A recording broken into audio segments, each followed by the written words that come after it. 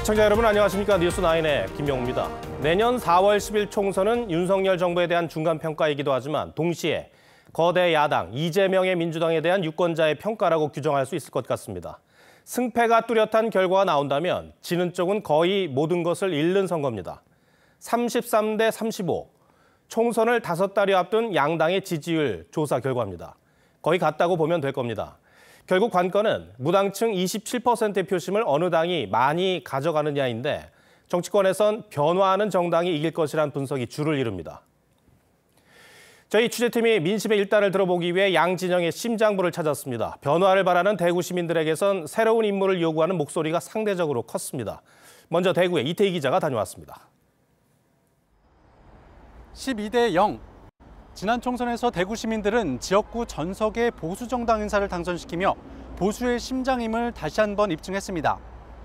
하지만 22대 총선을 넉 달여 앞둔 대구 시민들은 인물에 주목하고 있습니다. 시민 10명 중 6명은 다음 국회의원을 새 인물로 바꾸고 싶다고 요구합니다. 지난해 대선 때 대구는 득표율 75%로 윤석열 당시 후보에게 전국 광역단체 중 가장 높은 지지를 보냈습니다. 하지만 오늘 여론조사에선 윤 대통령이 잘하고 있다고 답한 대구 경북 시민은 54%에 그쳤습니다. 여전히 지지는 하지만 무언가 마뜩치 않은 민심이 변화를 바라는 마음으로 이어진 겁니다. 잘하고 있지. 해외도 그것도 외교도 지금 잘하고 있잖아. 정말 국민을 위한다면 민생을 한번 돌아보는 게 안 느껴져요. 정말 우리는 힘들거든요. 변화에 대한 열망은 이준석 신당에 대한 관심으로 이어지는 분위기입니다. 한 여론조사에서 대구 시민들은 이준석 신당에 18.9%의 지지를 보냈는데 이는 민주당 지지율보다도 높은 수치입니다. 특히 국민의힘 지지층 13%가 신당으로 이탈하는 것으로 나타났습니다. 이준석 신당을 찍겠습니까? 아니면 그래도 또 국민의힘이 더 잘했으면 하는 마음에서 국민의힘을 찍었습니까? 이게 어려운 문제인데 저는 이준석을 찍겠습니다. 많이 갈려서 속 시끄러운 건 싫은데요. 한 길로만 다 잘 갔으면 좋겠어요. 대구 시민들은 결국 정부 여당의 태도가 달라져야 한다고 주문합니다. 변화를 꾀하냐 안 꾀하냐가 중요하다고 봅니다. 대구라고 해서 무조건 보수다, 무조건 여당을 찍을 것이다라는 건 조금 잘못된 생각이 아닌가라고 생각합니다. 변화와 희생을 요구하고 있는 이뇨한 혁신위원장이 잘하고 있다고 답한 응답은 대구 경북이 전국에서 가장 높았습니다. TV조선 이태희입니다. 이번엔 광주로 가보겠습니다. 광주 시민들은 이재명 대표의 검찰 수사와 재판 결과를 걱정하면서도 이 대표를 대신할 인물이 없다는 생각이 큰 것 같았습니다. 그만큼 신당의 공간도 좁아 보였습니다. 이어서 신유만 기자입니다. 광주는 대부분의 선거에서 현 야권의 우호적인 선택을 해왔지만 지난 2016년 20대 총선 때는 호남 홀대론이 불거지며 안철수 국민의당이 지역구 8곳 모두를 차지하는 이변이 벌어졌던 곳이기도 합니다. 과연 이번에는 어떨까요? 최근 여론조사에선 이재명 대표가 대표직 수행을 잘하고 있다는 평가가 60%를 넘어 전국에서 가장 높았습니다. 50% 전후로 나오고 있는 민주당 지지도에 비해 이 대표 개인에 대한 지지가 더 높은 겁니다. 호남 홀대론이 녹색 돌풍으로 이어졌던 2016년 상황과는 확연히 달라진 분위기입니다. 사법 리스크에 대한 우려가 없진 않았지만 야당 대표 수사가 과도했다는 목소리도 적지 않았습니다. 마땅한 적임자라든지 다른 대안은 이재명 대표라고 좀 더 광주 사람들은 좀 그렇게 많이 좀 생각하는 거예요. 정리가 됐다라고 판단을 하기에는 총선이나 앞으로 뒀을 때 그게 정확히 작용을 할지 안 할지는 모르겠어요. 이 대표에 대한 지지세가 견고한 만큼 조국 신당 등이 움직일 공간은 현재까진 좁아 보입니다. 한 여론조사에서 조국 신당에 대한 호남 지지율은 13.5%로 서울과 충청권보다 낮았습니다. 딱히 긍정적이라고는 말을 못할 것 같습니다. 민주당 입장에서는 과히 환영할 그런 입장은 아닐 것 같아요. 나눠 먹겠죠. 최근 불거진 여성 비하 발언에 대해선 세대 구분 없이 옳지 않다고 지적하는 시민들이 많았습니다. 대통령이 마음에 들든 마음에 들지 않든 아무래도 그래도 영부인인데 그런 식의 발언은 좀 아니지 않나. 이 같은 광주의 분위기는 민주당의 현안 대응과 조국 신당을 포함한 범야권 움직임에도 영향을 줄 가능성이 큽니다. TV조선 신유만입니다. 보신 것처럼 변화를 바라는 시민들의 요구에도 국민의힘은 여전히 기대에 미치지 못하고 있습니다. 희생을 요구하며 지도부와 갈등을 빚고 있는 국민의힘 혁신위가 이번엔 내홍에 휩싸였습니다. 혁신위는 시간 끌기용이라고 한 김경진 혁신위원 발언에 일부 위원들이 반발한 겁니다. 자칫 혁신의 동력까지 떨어지는 건 아닌지 혁신위 상황은 먼저 정민진 기자가 보도합니다. 어제 임요한 혁신위원장은 지도부와 친윤, 중진 의원들의 희생을 오는 30일 공식 요구하겠다고 했습니다. 다음 주 목요일 날 회의에서는 좀 아주 강한 메시지가 담기지 않을까. 그런데 비정치인 출신 혁신위원 3명은 30일이 아니라 당장 지도부의 결단을 요구해야 한다고 주장했던 것으로 파악됐습니다. 하지만 의원 출신인 김경진 위원은 혁신위는 시간 끌기용이다. 당 지도부에 시간을 줘야 한다며 일주일 뒤 보고를 밀어붙인 것으로 전해졌습니다. 지역구 스타가 아닌 전국적인 스타로 거듭나시면 좋겠다라는 그런 진심이 사실은 저희는 담겨져 있는 거고요. 이들이 이대로라면 활동할 수 없다고 반발하며 온라인 단체 대화방을 나가면서 사퇴설까지 불거졌습니다. 강압적인 분위기라고 해야 되나요? 철저히 어떻게 보면 묵살되면서 굉장히 회의도 길어졌고 좌절을 할 수밖에 없는 상황이었죠. 임요한 위원장은 긴급 회동을 갖고 진화에 나서 갈등은 일단 봉합됐지만 3명의 혁신위원들은 김경진 위원의 사과와 대변인직 사퇴를 요구했습니다. 일부 혁신위원들이 강경한 태도를 드러낸 만큼 오는 30일 정식 보고되는 혁신위의 인적 쇄신 요구에도 당 지도부가 미온적인 반응을 보일 경우 혁신위의 조기 해체 가능성이 높아질 것으로 보입니다. TV조선 정민진입니다.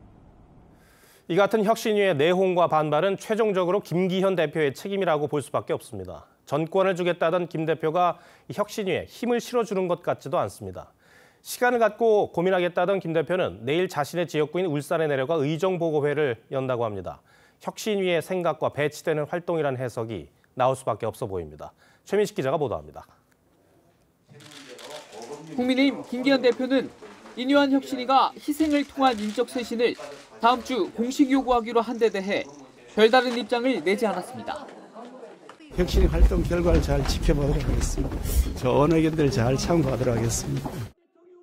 내일은 자신의 지역구인 울산에 내려가 의정보고회도 열기로 했습니다. 의정보고회는 통상 의정활동 실적을 상고구민에게 보고하며 지지를 호소하는 자리입니다. 이 때문에 혁신위 요구와 달리 울산 출마로 방향을 잡은 것 아니냐는 관측이 나왔지만 김 대표는 총선 행보와 연결짓는 것엔 선을 그었습니다. 출마 관련해서 좀 이야기가 나올까요? 울산 지역구가 내 고향인데 울산 가는 게 왜 화제가 되나요? 한 최고위원은 어떤 당대표가 등 떠밀려서 불출마 선언을 하겠느냐며 시간을 줘야 한다고 말했지만 한 여권 핵심 인사는 김 대표 기류가 최근 울산 출마로 기운 듯해 우려스럽다고 했습니다. 김 대표와 가까운 영남 출신 김석기 최고위원이 지도부에 임명된 것을 두고도 김 대표가 체제 굳히기에 나선 것 아니냐는 분석이 나옵니다. 오늘 공개된 여론조사에서 김 대표가 잘하고 있다는 평가는 26%로 당 지지율인 33%에 미치지 못했습니다. TV조선 최민식입니다. 막말은 안 된다는 광주 민심 전해드렸는데 민주당도 모를 리 없겠죠. 이 최강욱 전 의원의 암컷 발언 훅 폭풍이 거세자 민주당은 막말을 하는 인사는 총선에서 공천을 하지 않겠다고 선언했습니다. 그런데 앞으로가 적용 대상이라 실효성이 있는 것이냐는 비판이 나옵니다. 최원희 기자가 취재했습니다. 민주당이 내년 총선 공천 심사에 부적절한 언행을 검증 기준으로 반영하겠다고 했습니다. 후보 검증 서약서에 부정부패, 젠더 폭력 등이 없어야 한다는 걸 명시하는데 여기에 막말을 추가하겠다는 겁니다.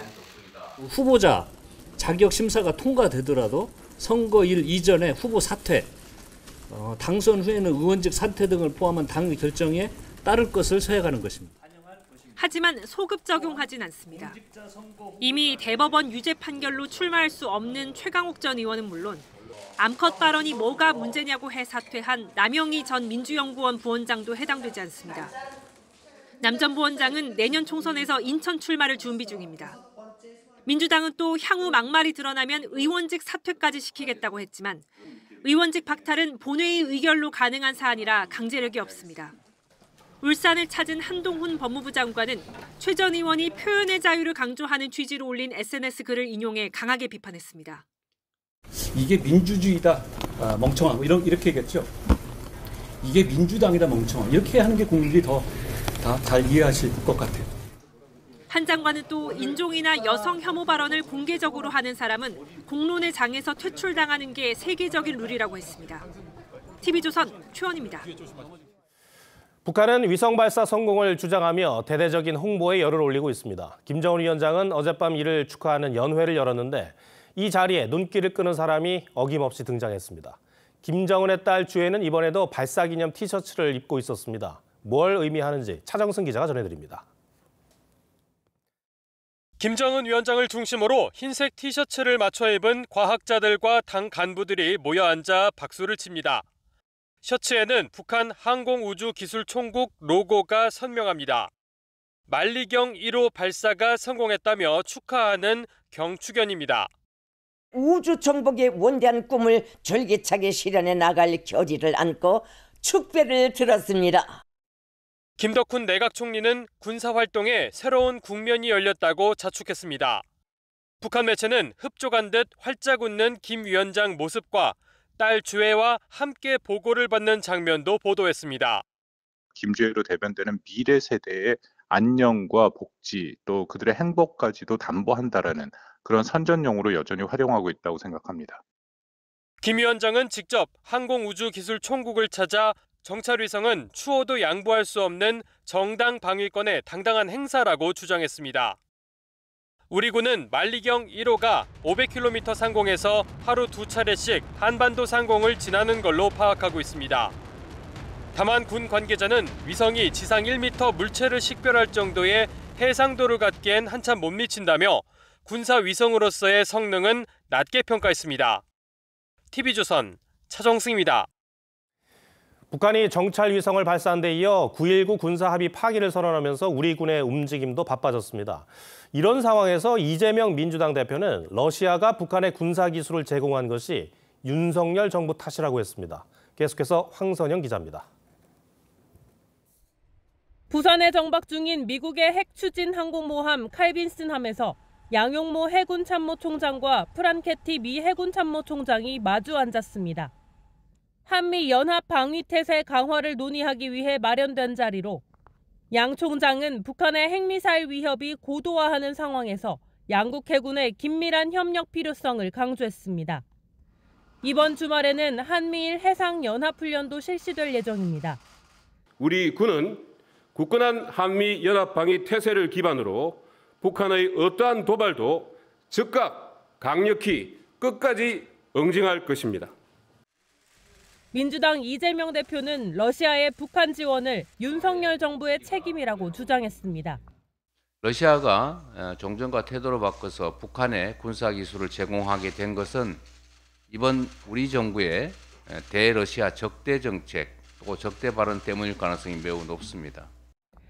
윤 대통령이 우크라이나 항전을 지지하는 글을 쓴 데 이어 지난 7월엔 우크라이나를 직접 방문해 각종 지원을 약속한 걸 언급한 것으로 보입니다. 국민의힘은 전형적인 냉전식 사고방식이라며 국제정치의 역학관계를 제대로 이해하지 못한 처사라고 반박했습니다. TV조선 황선영입니다. 영국에 이어 프랑스를 방문한 윤석열 대통령이 나흘 뒤면 판가름이 날 부산 엑스포 유치 총력전에 나섰습니다. 투표권을 가진 어떤 나라를 만났는지 공개 못할 정도로 경쟁이 치열하다고 합니다. 마크롱 대통령과의 정상회담 소식까지 현지에서 김정우 기자가 보도합니다. 윤석열 대통령이 파리 엘리제궁 앞뜰에 도착하자 마크롱 대통령이 가벼운 포옹으로 인사합니다. 곧이어 아침 식사를 겸한 정상회담이 진행됐는데 지난 6월 윤 대통령의 프랑스 방문 이후 5달 만입니다. 과학기술을 비롯한 경제 분야가 주로 논의됐고 부산 엑스포 유치와 관련한 언급도 나온 것으로 전해졌습니다. 마크롱 대통령님과 프랑스 국민들의 관심을 기대하겠습니다. 윤 대통령은 어제 파리 도착 직후 국제박람회기구 대표단 만찬 행사에 참석해 각국 대표들에게 부산 엑스포가 연대의 플랫폼이자 문화 엑스포가 될 거라며 역대 최대 규모의 지원 패키지를 약속했습니다. BI 회원국들의 박람회 준비 과정을 세심하게 살피면서 역대 최대 규모의 지원 패키지를 제공할 것입니다. 오늘도 회원국 대표단과 추가 오찬을 가졌습니다. 어제는 문화, 그리고 오늘은 기후변화, 디지털 혁신 등 지속가능한 미래를 위한 연대의 부산 엑스포가 소개가 될 것입니다. 대통령실은 5만 찬 참석자나 규모를 공개하기 어려울 만큼 경쟁이 치열하다며 아직 지지국가를 결정하지 못한 수십 개국 표심 확보에 집중할 계획입니다. 파리에서 TV조선 김종호입니다. 부산 엑스포 유치를 위해 우리 정부와 기업은 북한 빼고 다 만났다고 할 정도로 유치에 온 힘을 쏟고 있습니다. 현재 판세가 사우디아라비아보다 열세란 평가가 많은 건 사실입니다. 하지만 2차 결선 투표에 가면 역전도 기대해 볼 만하다고 합니다. 이채림 기자가 전망했습니다. 유치위는 오는 28일 파리에서 투표 직전에 있을 마지막 PT 준비에 집중하고 있습니다. 유치위 관계자는 소프트 파워를 내세워 모두의 눈과 귀를 사로잡을 발표를 준비 중이라고 상황을 전했습니다. 우리 정부는 지난 6월에도 정부 인사들로만 연사를 꾸렸던 사우디아라비아와는 달리 싸이와 BTS, 스타트업 대표 등이 주자로 나섰습니다. My song Gangnam Style still can bring people together whenever it's on. I believe the World Expo 2030 Busan will do the same. Bring the whole world together. 지난주 투표기호로 1번을 뽑은 뒤 부산 이즈 넘버원을 캐치프레이즈로 막판 총력전을 벌이고 있습니다. 1차 투표에서 회원국 182개국 중 3분의 2에 해당하는 122표에 해당하는 표를 얻는 국가가 나오지 않으면 2차 투표를 진행하게 됩니다. 사우디아라비아와 우리나라가 1, 2위로 결선 투표에 오를 거란 전망이 많은데 결선에서 이탈리아에 표를 줬던 국가들을 끌어와 역전한다는 전략입니다. 눈물겹게 뛰고 있다. 그렇게 하지 않은 국가가 없다. 거의 없다. 이렇게 생각을 해봤을 때 그런 점에서는 또 우리가 우리 외교적인 자산을 굉장히 그동안에 좀 쌓은 거다. 유치위 관계자는 사우디아라비아가 회원국에 명품 시계를 선물한다고 알려져 있는데 우리는 대신 아프리카 재배에 성공한 통일벼 쌀과 K뷰티의 상징인 화장품을 선물한다고 전했습니다. TV조선 이채리입니다. 오늘 하루 어떻게 보내셨는지요? 영하권 기온에 칼바람까지 더해져서 중무장을 해도 추위를 막을 수는 없었습니다. 내일은 더 춥습니다. 서울이 영하 6도 등 제주를 제외한 전국이 영하로 떨어지겠습니다. 서울 시청역에 나가 있는 취재기자 연결합니다. 전정원 기자, 저녁이 되면서 다시 영하로 떨어졌죠?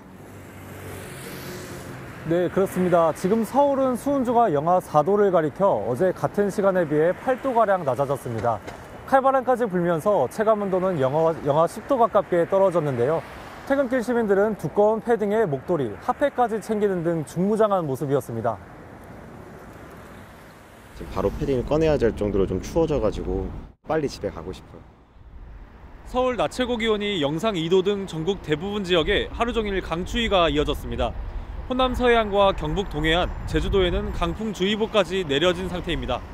산간 지역은 순간 풍속이 초속 25m를 넘는 강한 바람이 불겠습니다. 내일은 더 춥습니다. 아침 기온은 대관령 영하 12도를 비롯해 경기 파주 영하 10도, 서울은 영하 6도까지 떨어지겠습니다. 이에 따라 계량기동파와 고속도로 살얼음 등 안전사고 우려가 있어 조심해야겠습니다. 이번 추위는 한반도 북서쪽에서 차가운 공기가 내려오기 때문인데 일요일인 모레 낮부터 잠시 누그러지겠습니다. 하지만 다음 주 월요일 전국에 비가 내린 뒤 화요일부터는 다시 영하권 추위가 찾아올 것으로 예상됩니다. 서울 시청역에서 TV조선 전정원입니다. 한겨울이 반가운 곳도 있습니다. 강원 지역 스키장 2곳이 이번 겨울 들어서 처음으로 문을 열었습니다. 때이른 강추위의 개장 시기가 지난해보다 일주일 빨라졌습니다. 이승훈 기자가 다녀왔습니다. 산자락을 따라 은빛 설원이 길게 펼쳐졌고 스키어와 보도들이 시원하게 내달립니다. 멋진 점프를 선보이고 뽀얀 눈보라를 일으키며 박진감 넘치는 회전 기술도 자랑합니다. 눈에서 미끄러져 온다는 느낌? 눈이 내 발바닥에서 느껴진다는 느낌이요. 그게 제일 즐겁습니다. 웃도리를 벗은 채 외계인 분장을 한 이색 스키어도 눈길을 사로잡습니다. 1년 만에 거의 이제 스키장 오랜만에 개장해서 이러고 있어도 뭐 크게 견딜만 하고 그렇게 춥지도 않고 그냥 즐겁게. 강원 스키장 두 곳이 오늘 올겨울 들어 처음으로 문을 열었습니다. 지난 10일부터 기온이 영하권으로 떨어져 인공눈이 녹지 않고 쌓인 겁니다. 올해는 강추위가 일찍 찾아와 스키장 개장 시기가 지난해보다 일주일 빨라졌습니다. 첫 개장한 스키장 두 곳에는 오늘 하루만 3,000명 넘게 몰렸습니다. 작년에는 11월에 조금 더워갖고 개장이 미뤄졌었는데 올해는 추워갖고 빨리 개장도 하고 너무 좋아요. 코로나19 일상 회복 후 첫 스키 시즌을 맞으면서 이번 겨울 전국의 스키장 방문객은 사상 최대치인 50만 명에 이를 것으로 예상됩니다. TV조선 이수근입니다. 그런가 하면 겨울이 시작되면 걱정이 많아지는 사람이 있습니다. 이 판자촌이나 비닐하우스, 쪽방 같은 곳에서 사는 분들인데요. 이처럼 주택이 아닌 취약시설에 거주하는 가구 수가 44만에 달한다고 합니다. 상황이 어떤지 먼저 윤서아 기자가 긴급 점검해봤습니다. 서울 서대문구 무허가 판자촌에서 50년째 사는 장영애 씨. 대문은 없고 지붕엔 구멍이 숭숭 뚫렸습니다. 천장은 테이프로 붙여놔 당장 겨울나기가 걱정입니다. 해가 바람이 들어서 예. 대문을 수축부를 내가 만들어놨거든. 판자 아니고 그냥 천만 막 씌운 거야. 60가구가 모여 사는 방배동 비닐하우스 촌도 사정은 마찬가지. 에어컨이 있어갖고 이 박스로 이렇게 다 됐잖아요. 겨울에 없으면 썩어서 겨울은.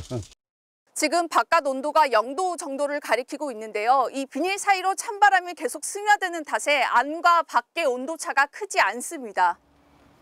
난방비 걱정에 난로도 제대로 못 되는 상황. 비닐과 스티로폼 등 가연성 소재가 널려 있는 탓에 화재가 나면 사망 사고로도 이어집니다. 이렇게 냄비다 뭐 얹어놨는데 누워서 하는데 깜빡 잠들어갖고 이 동네 불 붙었다고만 웬만한지 다 붙어져. 지난해 기준 비닐하우스나 판자촌, 쪽방을 비롯해 고시원과 여인숙 등 주택이 아닌 곳에 거주하는 가구는 44만이 넘습니다. 5년 전보다 20% 가까이 늘었는데 성큼 다가온 겨울에 이들 마음은 더욱 얼어붙고 있습니다. TV조선 윤서입니다. 네, 보신 것처럼 쪽방촌 등에 사는 주거 빈민을 위해서 정부와 지자체는 지원 사업을 해왔습니다. 그런데 이들 주민 가운데 일부는 지원을 받지 못하고 있어서 어떻게 된 일인지 조윤정 기자가 알아봤습니다. 서울 용산구 동자동 쪽방촌. 5제곱미터 남짓한 작은 방에서 8년째 지내온 A씨. 인근 쪽방촌 주민은 정부와 지자체 지원을 받아 일부 식당과 목욕탕을 할인된 가격에 이용할 수 있지만 A씨는 이런 혜택을 받지 못합니다. 같은 동네인데 저쪽은 되고 저쪽은 안 되는 거는 불분명한 거죠. 서울시가 주체인 쪽방촌 주민 지원 사업이지만 건물주가 재개발에 방해된다는 이유 등으로 쪽방 신청을 취소하면 세입자가 지원 대상에서 제외되는 겁니다. 우리 쪽방 안 한다. 다 내보내겠다. 이렇게 하셔가지고 내보내고. 농장 일터 옆 컨테이너에서 거주하는 이주 노동자 사정은 더 열악합니다. 이주 노동자들의 숙소는 건물도 아닌 비닐하우스로 이렇게 샌드위치 패널로 만들어진 주방은 화재에 취약하고 보온도 잘 되지 않습니다. 바닥 불이 안 들어와서 춥지 않아요? 네. 단 추워요. 하지만 불법 체류자가 많고 불만을 제기하면 쫓겨나는 경우가 있어 참고 지내는 경우가 대부분. 겨울에는 영하 20도까지 쉽게 내려가는 지역이에요. 사람이 살아서는 안 되는 불법 건축물 기숙사가 지금도 여전히. 더욱이 이주 노동자는 정부와 지자체의 지원 사업 대상도 아니어서 보호사각지대에서 신음하고 있습니다. TV조선 조윤정입니다. 은행과 증권, 보험회사 등 금융기관에서 비정규직 차별이 만연했던 것으로 드러났습니다. 비정규직만 출근 시간을 10분 당기는가 하면은 식대와 교통비를 주지 않기도 했는데요. 그 이유가 아주 황당합니다. 황민지 기자가 전하겠습니다. A은행은 정규직 직원들에게 매월 식대 20만 원과 교통비 10만 원을 지급하고 있습니다. 하지만 같은 일을 하는 기간제 근로자에겐 이를 주지 않았습니다. 근로시간이 짧다는 이유인데 이들의 근무 시간은 고작 30분 차이입니다. 특별 상여금이나 명절 귀성비 등을 차별 지급하는 은행과 증권사도 적발됐습니다. 기간제와 단기간 근로자들만 출근을 10분 일찍 하도록 한 은행도 있습니다. 이처럼 차별을 당한 비정규직 근로자는 1,200명 이상. 이들이 받지 못한 돈은 21억 6천만 원에 이릅니다. 금융사들이 지금 수익을 많이 내고 있는데 이런 데다가 비용을 절감을 하고 부끄럽고 처참한 결과라고 보여집니다. 고용부는 은행과 증권사 14곳을 감독해 법 위반 사항 총 62건을 적발했습니다. 연차 수당을 주지 않거나 임신 근로자에게 시간 외 근로를 시킨 곳도 11곳 포함됐습니다. 고용부는 위반 행위에 대해 시정조치와 과태료를 부과했습니다. 불합리한 차별과 노동법 위반 사항이 계속되는 현실에 여기 있는 우리 모두가 반성하고 개선을 위한 각고의 노력을 해야 할 것입니다. 고용부는 다음 달 8일 비정규직 공정 대우를 위한 가이드라인을 발표할 예정입니다. TV조선 황민지입니다. 또래 여성을 살해하고 시신을 유기한 정유정이 1심 선고에서 무기징역이 내려졌습니다. 재판부는 정유정이 사회와 완전히 격리된 상태에서 속죄해야 한다고 양형 이유를 밝혔습니다. 하동원 기자입니다. 정유정이 고개를 숙인 채 법정을 빠져나옵니다. 또래 여성 살해 유기 등의 혐의에 대한 선고심 직후의 모습입니다. 1심 재판부는 오늘 정유정에 대해 무기징역을 선고하고 30년 위치 추적 장치 부착을 명령했습니다. 재판부는 가족에 대한 분노와 대학 진학 실패 등 부정적인 욕구가 살인 욕구로 변했다며 사회로부터 완전히 격리된 상태에서 유족 등에게 속죄해야 한다고 밝혔습니다. 정유정 측은 심신미약과 정산참작 등을 호소했지만 받아들여지지 않았습니다. 검찰은 앞서 결심 공판에서 정유정에게 사형을 구형했지만 재판부는 전과가 없고 나이가 어려 교화 가능성이 없다고 단정하기 어렵다고 판단했습니다. 정유정은 재판 내내 고개를 숙인 채 가끔씩 울먹거리기도 했습니다. 정유정 측 변호인은 선고 결과에 대해 입장을 밝히지는 않았습니다. 재판이 끝났는데 한 말씀만 부탁드리겠습니다. 정유정의 범행에 따른 정신적 고통을 호소하며 검찰에 탄원서를 제출했던 유족들은 오늘 2심 선고 재판에도 참석하지 못했습니다. 검찰은 판결문을 검토한 뒤 항소 여부를 결정하겠다고 밝혔습니다. TV조선 하동훈입니다. 서울 강남의 스쿨존에서 초등학생을 치어 숨지게 한 음주운전자에게 2심 법원이 징역 5년을 선고했습니다. 1심 징역 7년보다 2년 줄어든 형량인데 피해 아동 유족은 강력 반발했습니다. 그도 그럴 것이 음주운전자인 가해자가 피해자의 회복을 위해서 법원에 5억 원을 맡긴 것을 재판부가 고려했다고 한 건데요. 윤재민 기자가 취재했습니다. A씨는 지난해 만취 상태에서 서울 강남에서 운전하다 학교 앞을 지나던 9살 초등학생을 치어 숨지게 했습니다. 재판에 넘겨진 A씨는 1심에서 징역 7년이 선고됐는데 2심 재판부는 징역 5년을 선고했습니다. 1심은 A씨에게 음주운전과 어린이 보호구역 치사, 위험운전 치사 등 혐의에 각각 유죄를 내렸지만 항소심 재판부는 어린이 보호구역 치사와 위험운전 치사 혐의를 함께 묶어 감형했습니다. 재판부는 A씨가 모두 5억 원을 공탁한 것도 일부 고려했다고 밝혔습니다. 공탁은 형사 피고인이 법원에 돈을 맡겨 피해를 간접적으로 배상하는 제도인데 A씨는 1심 때 3억 5천만 원, 2심은 1억 5천만 원을 각각 공탁했습니다. 피해자 측은 공탁금 수령을 거부했지만 법원이 형 감경 사유로 일부 반영한 겁니다. 피해 유족은 솜방망이 처벌이라며 반발했습니다. 그 돈이 있으면 낮아지는 거라는 그런 인상도 줄 수 있을 것 같고요. 검찰은 판결문을 검토한 뒤 상고 여부를 결정할 방침입니다. TV조선 윤재민입니다. 정부 전산망 먹통 사태가 또 벌어졌습니다. 이번에는 모바일 신분증을 안내하는 시스템이 장애를 일으켰습니다. 정부 전산망이 멈춘 건 일주일 새 벌써 4번째입니다. 내일은 또 다른 민원 처리 시스템의 먹통 사태를 전하게 되는 건 아닌지 우려스럽습니다. 김다로 기자입니다.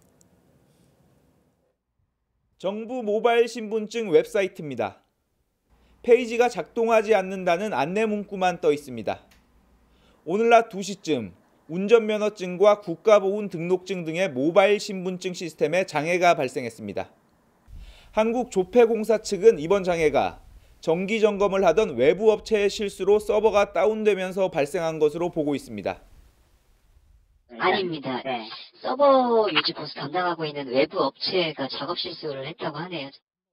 장애 복구에 나선 지 1시간 뒤 웹사이트와 앱에 접속이 가능해졌지만 모바일 신분증 신규 발급하는 서비스는 복구에 어려움을 겪었습니다. 지난 일주일 사이 정부 전산망이 먹통이 된 건 오늘이 4번째입니다. 지난 17일 행정 전산망이 사흘 동안 마비됐고 20일에는 주민등록 시스템, 어제는 온라인 공공조달 시스템인 나라장터가 잇따라 마비됐습니다. 정부 전산망의 철저한 점검으로 근본적인 대책이 필요하다는 목소리가 커지는 이유입니다. 통신 재난의 범주에 이런 장비들을 포함을 시켜서 관리를 하고 정부 행정망들이 점검이 이제 필요한 시기가 왔다. 정부 전산망 먹통 사태가 꼬리에 꼬리를 물면서 디지털 정부의 위상마저 바닥으로 추락하고 있습니다. TV조선 김다로입니다. 수소를 연료로 달리는 수소차, 생소한 분들도 있겠지만 우리나라에 벌써 3만 대 넘게 운행되고 있습니다. 가뜩이나 충전소가 부족한 와중에 수소 공급까지 차질을 빚으면서 충전 대란이 벌어지고 있습니다. 뭐가 문제인 건지 장혁수 기자가 취재했습니다. 수소 충전소 입구가 쇠사슬로 막혔습니다. 이 충전소의 영업시간은 오후 10시까지지만 재고가 부족한 데다 차량이 몰리면서 오후 3시인 지금 영업을 중단했습니다. 재고가 남은 충전소를 찾아 먼 길을 달려온 운전자들은 허탈하기만 합니다.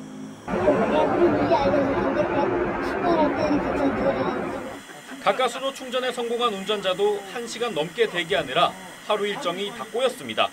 I should wait long line and I have a meeting in 1.5 hour in Chuncheon and I should wait and I probably late. 이달 초 중부 지역에 차량용 수소를 공급하는 현대제철 수소설비 3개 중 2개가 고장나면서 벌어진 일입니다. 현대제철은 수리 완료까진 약 한 달이 더 걸릴 것으로 파악하고 있습니다. 공급 불안이 당분간 이어질 수밖에 없는 상황. 정부는 관련 업계와 대책을 논의했습니다. 대체 물량 공급에 대해서도 오늘 적극적으로 협조를 하여 주실 것을 당부드립니다. 수급이 정상화될 때까지 비상점검 체계를 가동하도록 하겠습니다. 국내 운행 중인 수소차는 2018년 900대에서 올해 3만 3천 대로 빠르게 늘었지만 수소 충전소는 159곳에 불과합니다. 안 그래도 부족한 인프라에 수소 충전까지 막히면서 수소차 운전자들은 발이 묶일 위기에 처했습니다. TV조선 장혁수입니다. 11월 마지막 금요일, 그러니까 미국에서는 오늘이 블랙 프라이데이인데요. 우리나라에서도 해외 직구로 상품 구입하는 분들 많죠. 할인율이 너무 높은 건 한 번 더 살펴보시고 결제하셔야겠습니다. 겉모양만 비슷한 모조 상품인 경우가 적지 않은 건데요. 구매 시 주의할 점 지선호 기자가 전하겠습니다. 미국에서 매년 추수감사절 다음 날 시작되는 블랙 프라이데이 할인 행사. 우리나라 직구족도 건너뛸 수 없는 연례 행사가 됐습니다. 우리나라에 없는 제품인 것도 제 이유가 컸었고 많이 싸서 한국에서 사는 것보다 좀 금전적인 이유가 컸던 것 같아요. 특히 올해는 중국 업체들까지 가세해 마케팅에 열을 올리고 있습니다. 하지만 꼼꼼히 확인하지 않았다가 낭패를 보기 십상입니다. 중국 온라인 쇼핑몰에서 모자를 구입한 A씨는 반품을 포기했습니다. 제품을 받아보고 나니까 이렇게 불량인 가짜 제품이 와서 반품 비용이 더 비싸가지고 그냥 보관만 하고 있는 상황입니다. 지난해 해외 직구 상품 가운데 소비자 불만이 가장 많이 접수된 품목은 의류와 신발이었습니다. 물건을 아예 받지 못하거나 사진과 다른 물건이 배송된 사례가 대부분인데 할인율이 너무 높거나 영세한 곳이라면 소비자원이나 서울시에 미리 확인해 볼 필요가 있습니다. 취소나 환불을 거부하는 경우 또는 이제 소비자하고 연락을 두절하는 경우, 그런 경우에는 저희가 사기성 쇼핑몰이라고 판단을 하고요.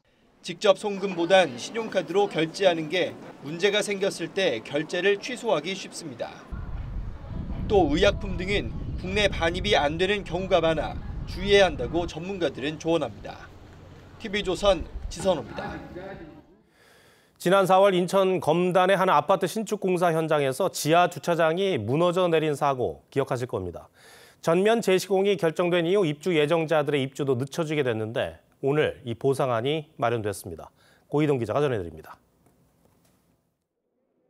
지하 주차장 상판이 주저앉고 천장을 지지하던 철근이 엿가락처럼 휘었습니다. 지난 4월 말 발생한 인천 검단 신도시 신축 아파트의 지하주차장 붕괴 사고 현장입니다. 이후 철근 누락 등 부실 시공이 드러나 전면 재시공이 결정됐지만 보상안을 두고 잡음이 잇따랐는데 오늘 최종안이 나왔습니다. 지난 7월부터 17차례 회의를 거듭한 결과입니다. LH와 시공사 사이에 책임 소재 관련해서 늦어진 감은 있지만 그래도 입주 예정자분들께서 큰 틀에서 받아주셔가지고 합의에 이르게 된 것 같습니다. LH와 GS건설이 입주 예정자들에게 지급할 현금 지급액은 총 1억 4,500만 원. 여기에 입주가 5년가량 지연되는 데 따른 지체보상금 9,100만 원과 중도금 대출에 대한 대위 변제, 아파트 브랜드 변경 등이 포함됐습니다. 입주 예정자들은 더 이상의 입주 지연을 막기 위해 찬성표를 던졌다는 입장입니다. 거주 계획들을 다 세워놓으셨었기 때문에 시기적인 압박이 있으신 분들도 계시고 LH와 GS건설 측은 이르면 연내부터 보상금을 순차적으로 지급할 계획입니다. 이런 가운데 같은 아파트 옆동 입주 예정자들은 지하주차장 붕괴와 별도로 건물 외벽 철근이 누락된 것에 대해 전면 재시공을 요구하고 나섰습니다. TV조선 고이동입니다. 고금리와 고분양가 영향으로 청년들 사이에서 주택 청약 통장의 인기가 예전만 못하다는 소식 전해드렸습니다. 아예 내 집 마련을 포기하는 젊은 층도 늘어나고 있는데 당정이 대책을 마련했습니다. 어떤 내용이고 도움이 될지 최수용 기자가 전해드립니다. 7년째 청약 통장에 매달 20만 원씩 붓고 있는 30대 직장인 김기훈 씨. 계속되는 고금리에 여윳돈이 부족해 계속 돈을 넣어야 할지 고민입니다. 청년 우대형 통장임에도 불구하고 연 이자가 2% 정도 수준에 밖에 되지 않으니까 이거를 차라리 해지하고 좀 이율이 높은 통장으로 갈아타는 게 좀 더 현실적이지 않나. 20대 박소영 씨는 청약 통장을 깼습니다. 당첨이 돼도 솟구치고 있는 아파트 분양가를 감당할 자신이 없기 때문입니다. 주택 대출을 받는다고 쳐도 나오는 금액이 한정적이잖아요. 대출 금리도 같이 올라서 그거를 낼 수 있다는 보장도 없고. 이런 고민을 반영해 당정이 청년층을 위해 획기적인 청약 통장을 새로 만들었습니다. 만 19세에서 34세의 무주택 청년들이 이 통장으로 주택 청약에 당첨되면 분양가의 80%까지 연 2%대의 고정금리로 주택담보대출을 받을 수 있습니다. 가입 요건도 연소득 3,500만 원에서 5천만 원으로 완화되고 제공되는 금리도 최대 4.5%로 오릅니다. 특히 결혼과 출산 등 3차례에 걸쳐 추가로 금리 인하도 해줍니다. 초장기, 초저금리의 금융 기회를 제공받음으로써 내 집 마련의 꿈을 차례차례 이뤄나갈 수 있는. 다만 주거난을 겪는 중장년층에 대한 지원은 빠졌다는 점에서 세대 불평등이란 비판도 나옵니다. TV조선 최수영입니다. 올 들어 집값이 오르는가 싶더니 다시 하락세로 돌아섰습니다. 집값이 이제 본격적으로 떨어지는 건지 아니면 일시적으로 주춤하는 건지 홍영 기자와 따져보겠습니다. 자, 홍영 기자, 최근 강남 아파트 값도 떨어졌다고요? 네, 그렇습니다. 이 주간 단위로 나오는 아파트 가격 동향을 보면 지난주 전국 아파트 가격은 변동이 없었고 서울은 조금 올랐지만 이 오름폭이 줄었는데요. 구별로는 5곳이 떨어졌는데 그중에서도 특히 강남구가 마이너스로 돌아선 게 눈에 띕니다. 이 강남의 아파트 거래 가격이 떨어진 건 지난 4월 이후 7달 만입니다. 강남은 주택 시장의 지표로 꼽히는 곳인데 추세가 바뀌었다고 봐야 되는 겁니까? 네, 월별로 나오는 서울의 아파트 실거래가 지수를 보면 올해 1월부터 9월까지 계속 올랐는데요. 이 당시에는 미국의 금리 인상 기조가 잠시 주춤했던 데다 정부가 부동산 시장 연착륙을 위해 특례 보금자리론 같은 대출을 풀었습니다. 또 단기간에 집값이 빠지니까 수요도 반짝 살아났었는데요. 하지만 이런 추세가 지난달부터 꺾였습니다.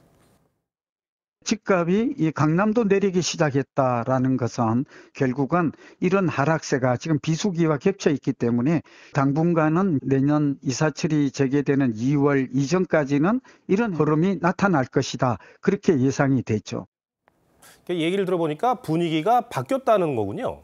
네, 그렇습니다. 한국은행 총재가 지난달 이런 말을 했는데요. 금리가 다시 예전 같은 수준으로 떨어질 거라는 생각으로 집을 산다면 경고드리겠다고 했는데 무리하게 빚을 내서 사지 말라는 얘기입니다. 세계 경기 둔화 우려가 나오는 데다 정부도 잇따라 대출 규제를 내놓고 있습니다. 당분간 집을 사기가 어려운 분위기네요. 네, 그렇습니다. 이 최근 서울 아파트 거래량을 보면 지난해보다는 늘었지만 2021년 이전 수준에는 여전히 크게 못 미칩니다. 비싸게 팔려는 집주인과 싸게 사려는 수요자의 눈치 게임이 이어지면서 최근 들어서는 거래 절벽까지 나타나고 있습니다. 지금 다주택자들이 투자 목적으로 절대 집을 안 사요. 결국은 시장에서 수요는 실수요와 무주택자들인데, 그러니까 무주택자들의 정책도 중요하지만 가격이 떨어져야 살 수 있습니다. 가격이 다시 오르는 상황에서는 실수요가 계속 들어올 수는 없어요. 그렇다면 앞으로 어떤 변수를 눈여겨봐야 할까요? 네, 우선 미국이 기준금리를 언제쯤 내릴지 또 실물 경기가 살아날지가 관건입니다. 주택 공급 물량이 줄고 있고 전세 가격이 오르는 건 집값이 오를 만한 변수인데요. 전문가들은 대체로 내년 상반기까지 집값 내림세가 이어진 뒤에 하반기쯤 주택 경기가 풀리는 이 상저하고로 내다봤습니다. 내년 상반기에는 여전히 금리를 내릴 수가 없기 때문에 부동산 가격은 지금보다 더 하락할 가능성이 있습니다. 내년 하반기쯤에 미국의 금리를 내린다면 좀 회복되지 않겠나. 지금 집을 살까 말까 고민하는 분들도 계실 텐데 참고를 하셔야겠습니다. 알겠습니다. 홍영 기자, 잘 들었습니다.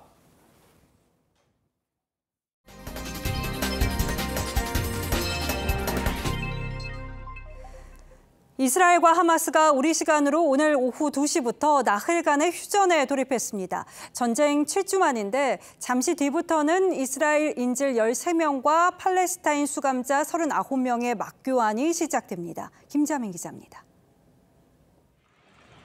전쟁의 참상을 그대로 보여준 가자 지구의 포성과 총성이 잠시 멈췄습니다. 나흘간의 첫 휴전입니다. إنه الناس تقدر تتحرك وتعيش وممكن إن شاء الله تكون مقدم له تهدئة شاملة. 우리 시간으로 오늘 밤 11시부턴 양측의 인질과 수감자 맞교환이 시작됩니다. All women and children and those hostages who are from the same families will be put together within the same patch. 먼저 풀려나는 건 이스라엘 여성과 어린이 인질 13명입니다. 하마스는 이들을 국제 적십자사에 넘기고 이집트 국경에서 이스라엘군을 만나 고국으로 돌아갑니다. 이스라엘군은 인계 과정에서 어린이 인질들의 동의 없이 손을 잡아선 안 되고 아이들이 사망한 부모의 행방을 물어도 모른다고 답해야 합니다. 이스라엘 인질이 풀려난 뒤에는 여성과 19세 이하 청소년으로 구성된 팔레스타인 수감자 39명이 1차 석방됩니다. 이런 방식으로 나흘간 양측의 인질과 수감자 200명이 맞교환됩니다. 구호 트럭 200대와 연료 트럭 4대도 매일 가자 지구로 진입합니다. 이스라엘과 하마스는 인질이 10명씩 추가 석방될 때마다 휴전을 하루씩 연장하기로 합의했지만 양측 모두 휴전 종료 뒤 전투를 재개하겠다는 입장입니다. TV조선 김자민입니다. 서유럽 섬나라 아일랜드 수도 한복판에서 대낮에 흉기 난동 사건이 발생했습니다. 어린이도 크게 다쳤는데 범행 동기는 아직 드러나지 않고 있습니다. 단순한 난동일 것 같던 이 사건이 용의자가 외국인이라는 소문이 퍼지면서 이민자에 반대하는 대규모 폭동 사태로까지 번졌습니다. 황정민 기자입니다.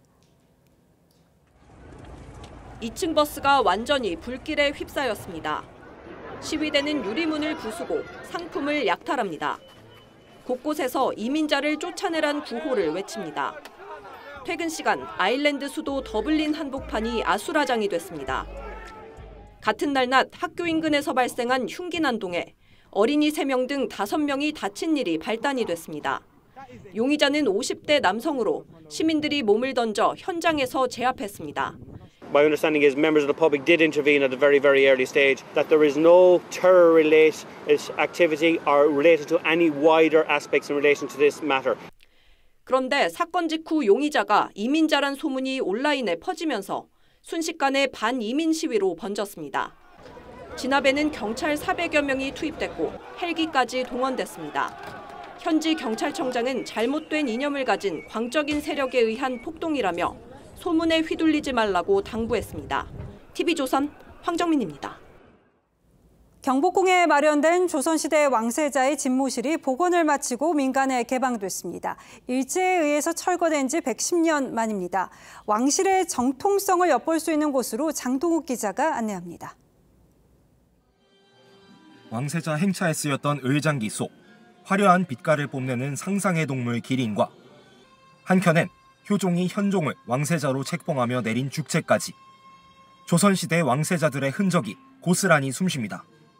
세종이 세자 문종을 위해 만들어준 집무 공간 개조당입니다. 일제강점기에 철거됐다가 110년 만에 원래 모습을 찾았습니다. 기와부터 석재 기단까지 모두 수작업의 결과물입니다. 꾸준한 인내의 작업이에요. 뭐 10년, 20년, 50년 지나고 나면 옛날 사람들이 다듬어 놓은 곡이 되겠죠. 그러니까 이제 좀 마음도 뿌듯하고. 약 6년여간 다양한 고증자료 수집과 관계 전문가의 치밀한 검토가 있었습니다. 점진적으로 역사성을 회복해 나가고 있습니다. 자료 속에만 존재했던 고궁의 흔적들을 되살려내는 작업은 곳곳에서 이루어지고 있습니다. 대한제국 시절 영빈관 용도로 지어졌다가 헐렸던 덕수궁 돈덕전도 과거 자료를 토대로 올 9월 재건됐고, 광화문 월대 역시 대공사 끝에 제 모습을 찾았습니다. 역대 왕들의 초상화를 두고 제사를 지내던 덕수궁 선원전 권역도 2038년까지 복원을 마칠 계획. 옛 한양의 모습이 지금의 서울에 정취를 불어넣고 있습니다. TV조선 장동우입니다.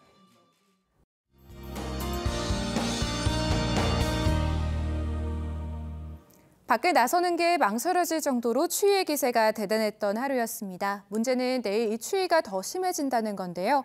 영남 곳곳으로는 한파주의보도 내려진 가운데 지도에 하얀색으로 표시된 경기와 강원 지역을 중심으로는 아침에 영하 10도 이하까지 기온이 떨어지겠습니다. 대관령이 영하 12도, 충북 제천은 영하 10도 보이겠고요. 서울이 영하 6도, 찬바람에 체감온도는 영하 9도까지 떨어지며 올가을 가장 춥겠습니다. 동해안을 중심으로는 연일 건조특보가 이어지고 있습니다. 추운 날씨 속에 난방기기 사용하실 때는 각별한 주의가 필요하겠습니다. 내일 전국 하늘 맑겠고요. 공기까지 깨끗하겠습니다. 내일 아침 대부분 영하권에서 출발하겠습니다. 한낮에는 서울과 춘천이 4도로 오늘과 큰 차이는 없겠습니다. 전해상에 풍랑주의보가 발효 중이고요. 물결은 최고 3에서 4m 안팎이 예상됩니다. 일요일 낮부터는 추위가 조금 누그러들겠고 다음 주 월요일 경남을 제외한 전국에 비가 내리겠습니다. 날씨였습니다. 11월 24일 금요일 뉴스9 마치겠습니다. 시청해주신 여러분 고맙습니다.